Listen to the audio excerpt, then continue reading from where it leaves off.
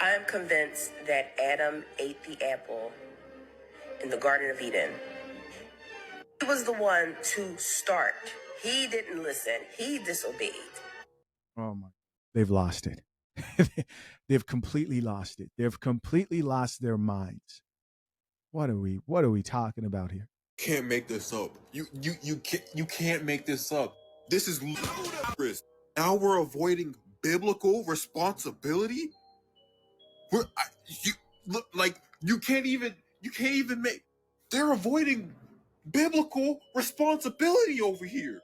Look, Does this chick just say that she believes that Adam is the one that ate the fruit first? And so what did he do? Tell Eve to say that she ate it and God didn't catch it? Like what are we talking about here? There's two ways to look at this, right? Okay, so let's say you are a believer.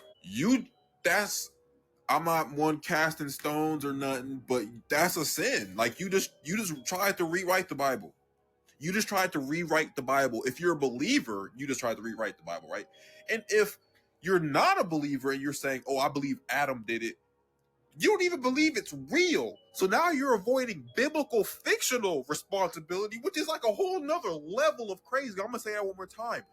If you don't believe in the Bible, right, and it's just a fictional story to you, and then you say, I don't believe Adam did it. What do you mean you don't believe Adam did it? That's like me reading Harry Potter and being like, I don't think Harry Potter was the boy who lived. What do you mean? What do you mean you don't believe he did it?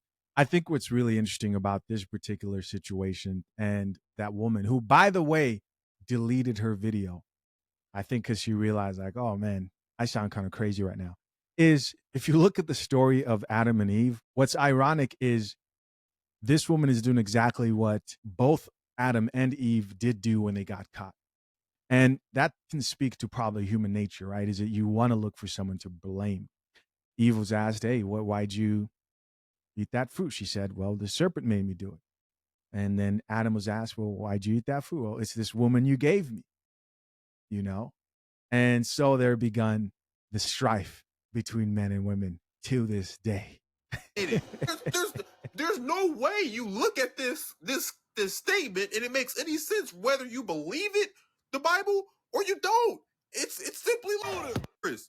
Like how do you avoid accountability so hard? You go back to pre-ancient biblical. Like how do you do that? How do you avoid accountability that hard? How are you vicariously avoiding accountability for Eve? Eve? I can't even do it. I'm not too surprised.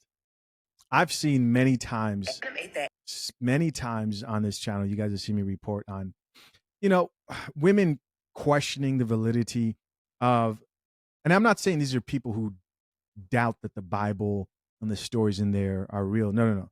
These are women who want to embrace Christianity and faith, but they want to rewrite the Bible, right? They don't like the fact that the Bible was written by what it seems like were mostly men. They don't like the idea and the structural hierarchy within the family of woman submitting to man. I even saw another video that said stopping to decentering men begins when you start questioning whether God is a man or a woman, because there are these undertones, or they're not even undertones, very heavy tones of God representing a father, which is more of a masculine figure. And they don't like that. Feminists don't like that. Is God a man? I think that's a stretch too far. I don't think that's something that the Bible alludes to him being a man. But there's a case to be made that when you hear God and how he's experienced and how he's interpreted in scripture, how, you have that father perspective, there is a more masculine tone to his presence. Now, none of us can know that for sure. So this isn't gospel here. None of us can know that for a fact. We eventually will be able to, for those that believe him and look forward to seeing him. Let's check a few of these comments. Top comment here says, he did eat. We changed the Bible to shift the blame onto women. He did eat. We changed the Bible to shift the blame onto women. That's why we have the Adam's apple It's a constant reminder. What are you talking? Well, Eve and Adam did eat the fruit, but the question is who ate it first. Not that it necessarily matters at this point, but if we're basing this off the original story. This comment here says, is this not considered blasphemy? Somebody else here says, oh, yeah, for sure. Somebody else here added, it's more heretical. Maybe more heretical. Somebody else here says, next, they'll tell you Samson betrayed Delilah. That's funny. This person says, we're done for. Somebody else here added, that's next for real. Here's another person who says, you've killed me. Here's somebody else that says, Samson took our hair. That's why we can't grow our edges. Yo, y'all some fools over here in this comment section. At this point, I'm surprised it hasn't been said.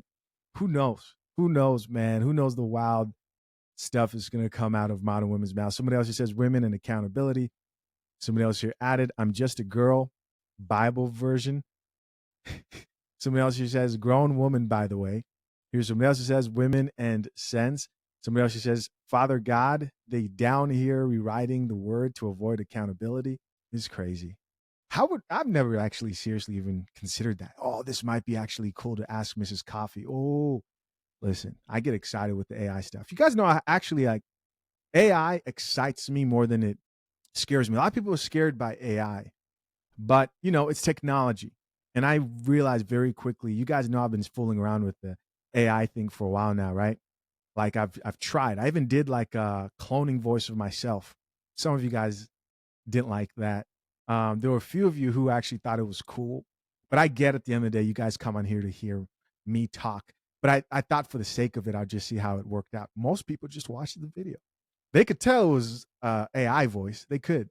But I think, I'm really grateful to have my subscribers and supporters because you guys didn't make a big deal of that. But I think this would be an interesting question to ask Miss Coffee of like a, fictional question, a theoretical question, so to speak. Let's see.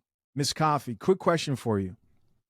Let's say that the Bible was reinterpreted through the lens of the modern feminist woman. And I'm not talking about the type of woman who views things from a traditional perspective.